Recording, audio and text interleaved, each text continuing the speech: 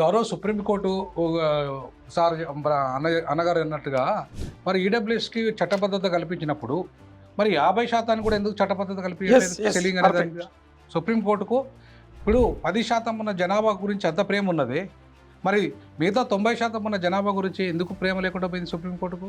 Supreme court ఏమన్నా రాజ్యాంగానికి అతీతమా? ఇవాళ రాజ్యాంగంలో ఎక్కడ కూడా నిబంధన లేదు, ఏది 50% సీలింగ్ పెట్టండి అని ఎక్కడ నిబంధన లేదు. మరి లేని నిబంధన నువ్వు ఎట్లా క్రియేట్ చేస్తావు? రాజ్యాంగం ఒకవేళ ఆ నిబంధన ఉండుంటే నీ సుప్రీంకోర్టుకు అధికారం ఉంటుంది, అసలు లేని అధికారాన్ని నువ్వెట్లా అమలు చేస్తావు? అంటే అర్థమైంది, సుప్రీంకోర్టు బ్రాహ్మణుల చేతిలో ఉంది, అగ్రవర్ణాల చేతిలో ఉంది, కాబట్టి తన ఇష్టారాజ్యంగా సుప్రీంకోర్టు తన నిర్ణయాలు తీసుకుంటుంది రాజ్యాంగానికి వ్యతిరేకంగా. సో తీర్పు ఇచ్చినంత మాత్రాన రాజ్యాంగమే సుప్రీంకోర్టు సుప్రీం కాదు. ఇది పార్లమెంట్ సాక్షిగా, ఇది నేను ఒక రాజ్యాంగ ప్రొఫెసర్గా చెప్తున్నాను. Supreme court is not above the constitution, they must obey the constitution basic fundamental principles. Who are you to not obey this? నువ్వే సుప్రీంకోర్టు ఒబై చేయకపోతే ఇంకెవరు ఒబై చేస్తారు?